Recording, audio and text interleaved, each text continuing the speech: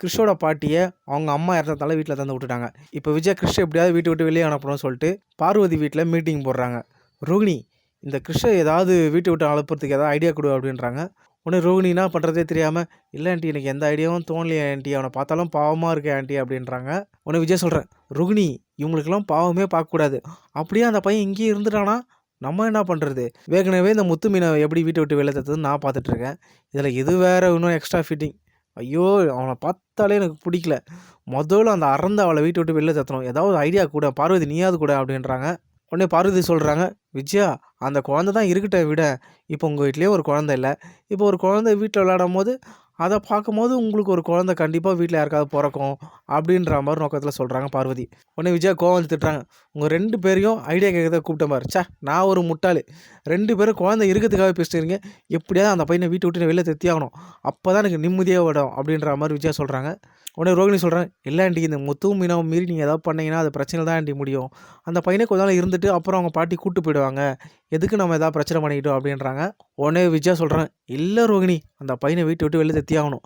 சரி, நான் ஒரு ஐடியா சொல்கிறேன். இப்போ பாரேன், ஏதாவது ஒரு பொருளுக்கு இருந்து வச்சுக்கேன், அதை போட்டு உடைச்சிட்டு இந்த கிறிஷு தான் போட்டு உடைச்சிட்டான் அப்படின்னு நான் பழிய போடுறேன். நீயும் எனக்கு சப்போர்ட்டாக பேசு. அப்போது இந்த வீட்டில் எல்லா பொருளையும் போட்டு உடைக்கிறான், அவன் இந்த வீட்டுக்கு வேணாம் அப்படின்னு சொல்லிட்டு நம்ம வீட்டை விட்டு வெளில தத்திடலாம். எப்படி ஐடியா நல்லா இருக்கா அப்படின்றாங்க. உடனே ரோகிணி மனசுக்குள்ளே நினைக்கிறாங்க, ஆன்ட்டி வர இந்த கிறிஷை இப்படிலாம் பண்ணணும்னு நினைக்கிறாங்களே, இதெல்லாம் மீறி எப்படி நான் கிறிஷையும் மனோஜையும் ஒன்றா சேர்ப்பேன், எனக்கு ஒன்றுமே புரியலையே அப்படின்னு யோசிக்கிறாங்க. உடனே விஜய் கேட்குறேன், என்ன ரோகிணி யோசிச்சுருக்கேன், நான் பாட்டு பேசிகிட்டு இருக்கேன், நல்லா தானே இருக்க ஐடியா அப்படின்றாங்க. நல்லா இருக்கு ஆண்ட்டி அப்படின்னு சொல்லிட்டு இந்த விஷயத்த அப்படியே போயிட்டு மீனா கிட்ட போய் சொல்லிடுறாங்க. இந்த மாதிரி ஆண்ட்டி ஒரு செட்டப் பண்ண போகிறாங்க, கிறிஷ் மேலே எல்லா பழியும் போட போகிறாங்க அப்படின்ற மாதிரி சொல்லிடுறாங்க. உடனே மீனா சொல்கிறாங்க, இதெல்லாம் சரி, நீங்கள் எவ்வளோ சீக்கிரம் உண்மையை சொல்ல முடியுமோ அவ்வளோ சீக்கிரம் சொல்லுங்கள். இந்த மாதிரி பிரச்சனைலாம் ஏற்படாமல் இருக்கணும்னா நீங்கள் உண்மை சொன்னால் மட்டும்தான் நிம்மதியாக இருக்க முடியும் எல்லோரும் வீட்டில் அப்படின்றாங்க. உடனே ரோகிணி சொல்கிறேன், இப்போ தானே மீனா கிறிஷ் வீட்டுக்குள்ளே வந்திருக்கான், மனோஜியும் கிறிஷும் ஒன்றா ஆகிட்டாங்கன்னா அதுக்கப்புறம் சீக்கிரம் நான் உண்மையை சொல்கிறோம் அப்படின்றாங்க. உடனே மீனா சொல்கிறேன், ரோகிணி எனக்கு அதெல்லாம் தெரியாது, நீ எவ்வளோ சீக்கிரம் உண்மையை சொல்கிறியோ அவ்வளோ சீக்கிரம் சொல்லு, இல்லைனா நானே சொல்ல வேண்டிய சூழ்நிலை ஏற்படும், புரிஞ்சுக்கோ அப்படின்றாங்க.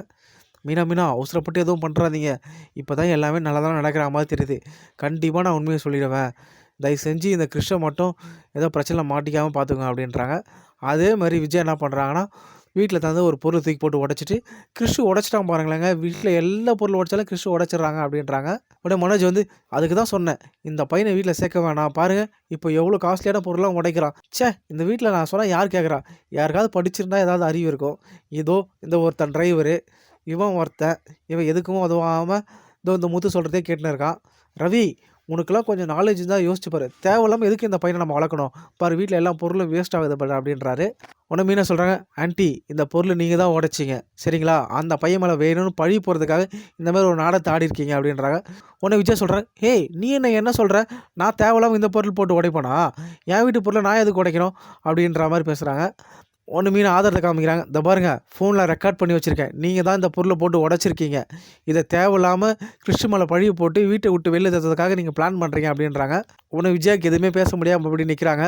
உடனே முத்து கேட்குறாரு, அம்மா இன்னும் இவ்வளோ கேவலமாலாம் போய்வீங்களா நீங்கள், கிறிஸ்து அவர் குழந்த இப்போ யாருமே இல்லாமல் நம்மக்கிட்ட வந்திருக்கான் ஆதரவு தேடி, அவனை பார்த்துக்கிறது தான் நம்ம நிலமை, என்ன தான் வீட்டை விட்டு வெளில அமுச்சிட்டீங்க, அதுக்கு பரிகாரமாவது அவனை பார்த்து வளர்த்துக்கங்கம்மா அப்படின்றாங்க முத்து. உடனே விஜய் சொல்கிறேன், டேய் என்ன பண்ண சொல்கிறேன், என்ன எனக்கு இந்த பையன் வீட்டில் இருக்கிறது பிடிக்கல, நான் அந்த பையன் வீட்டை விட்டு வெளில போகணும், அதுக்காக தான் நான் அப்படிலாம் பண்ணேன் அப்படின்ற மாதிரி திமிரா பேசுகிறாங்க. உடனே அண்ணாமலை சொல்கிறார், விஜயா உனக்கு கொஞ்சம் கூட அறிவே இல்லையா, இவ்வளோ கீழ்த்தனமாக நான் நடந்துப்பேன் நான் நினச்சி கூட பார்க்கல, அந்த பையன் இந்த வீட்டில் தான் இருப்பான், நீ தேவையில்லாமல் பிரச்சனை பண்ணாதா அப்படின்னு சொல்லிட்டு அண்ணாமலை சொல்லிட்டு போயிடுறாரு. உடனே விஜயா ரோகிணி கேட்குறாங்க, ஏய் நீயும் நானும் பிளான் பண்ணது, உனக்கு எனக்கு பார்வதி எல்லா 3 பேருக்கு மட்டும் தெரிஞ்ச விஷயம், எப்படி மீனாக்கு தெரியும், கரெக்டாக எப்படி அவள் வீடியோ எடுத்தா, நீ அடிக்கடி மீனாக்கிட்ட அடிக்கடி போய் பேசிகிட்டு இருக்க, இதில் ஏதாவது நீ போய் சொல்லிட்டியா அவகிட்ட மீனாக்கிட்ட அப்படின்றாங்க. உடனே ரோகிணி சொல்கிறாங்க, ஆண்டி நான் ஏன் ஆண்டி மீனாக்கிட்ட போய் சொல்ல போகிறேன், இதெல்லாம் போயிட்டு அதுவும் மீனாக்கே எனக்கும் ஆகாது உங்களுக்கே தெரியும், அதுக்கப்புறம் நான் ஏன் ஆண்டி மீனாக்கிட்ட போய் சொல்ல போகிறேன் அப்படின்றாங்க. தபார் ஏதாவது மீனா கூட சேர்ந்துக்கிட்டு அந்த பையன் கூட இங்கே இருக்கணும்னு ஏதாவது பிளான் பண்ண தெரிஞ்சுது அவ்வளோதான் உனக்கு அப்படின்ற மாதிரி விஜயா மிரட்டுறாங்க ரோகிணியை. அப்புறம் ரோகிணி போய் மீனா கிட்ட தேங்க்ஸ் சொல்கிறாங்க. தேங்க்ஸ் மீனா, உங்களால் தான் கிறிஷ் இங்கே இருக்கான், இல்லைனா கிறிஷ் ஆண்டி வீட்டிலே வெளில அமுச்சிட்ருப்பாங்க அப்படின்றாங்க. உடனே மீனா சொல்கிறாங்க, தபார் சீக்கிரம் நீ உண்மையை சொல்லி ஆகணும் வீட்டில், இல்லைனா நானே உண்மையை சொல்ல வேண்டிய நேரம் வந்தோன்னா சொல்லிவிடுவேன் அப்படின்ற மாதிரி மீனா மிரட்டுறாங்க. இப்போது ரோகிணி யோசிச்சிட்டே இருக்காங்க. எப்படி உண்மைய சொல்றது? மனோஜ்கிட்ட எந்த சுச்சுவேஷனில் சொல்லிடலாம் அப்படின்னு யோசிக்கிறாங்க.